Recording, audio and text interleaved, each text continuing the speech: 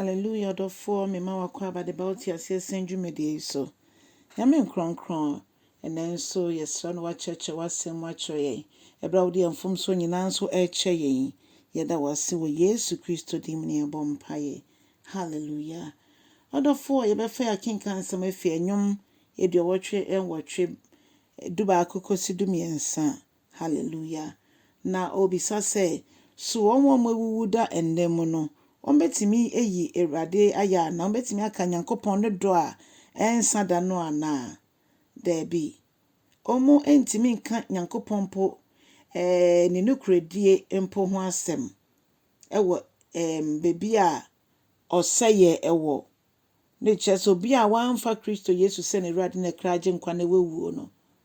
owo seye mu ono anka so hu na mane nti kwan be no betimi afa so a obeka Nyankopon kesiye ontimi efisa wa asase sumpo no wentimi anya ne sa na obisa se obi owosun mu so obetimi aka Nyankopon awanwade oya na debi obi a owo asase awerefire ewo so no so obetimi aka Nyame kesiye debi efisa ono ankasa no onwene hompo nti onkai na yen a yenim ne Nyame ayama ye no enya de yere befi de biara da etwa se da ya no ebra yeyi Nyankopon aye ni ye ka ne tinene a oye ho asem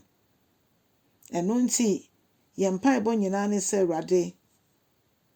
ye bekoso adan wude nyina efise wo ni ye nidaso ne yade nyina efise wo na ye dan wo Awurade enyiye ma efise ye de ye ho ato so odofo ne de kire se bra ye da so ti ase moma yenyi yefo ana yenjefo no yenyi na ye efise oni yen edi ni yie eniema onyame yema ye no yenda ne me ne ye di enkire na afoforo ehu Nyankopon kesiye menewo ene ye enyinemu ana ye nsianemu Kristo Yesu nsianemu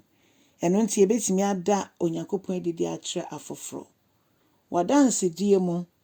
wabra bomu woni ye mu no wo kasa ye mu ni nyina edi adanse woni paban a woye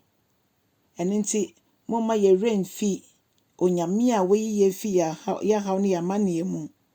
ema ye renfi no ebese osi omom wo awerefre kuro mu no omo ntimi nka Nyankopon tinene ye ho asem na mene we de Yesu aju yense yenka ne tinene ye ho asem nti moma ye re enfi ne Nyame eyema ye ene Nyame ban a yesom no eba saa na ye refi a yenya enyina so na mom ye ma ye nikoso a ye benya dansede bebre na ye di ahye Kristo din kronkron ne nunyam Onyankopon hyira wo sa woti ase wati asefo asase sui ji wo bofo na ye na mfe ne nunyam hye emrasafo Awurade hwene nsa no nnwuma se de tie efa na huhoro no anasa na pagya no na fa ne kese yenso ema no odofo cha asem na ma obi nso nye ni daso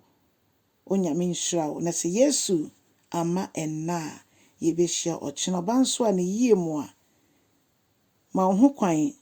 na ma ayeye enhye wakoma mu ma ewo Yesu Kristo din mu amen and amen.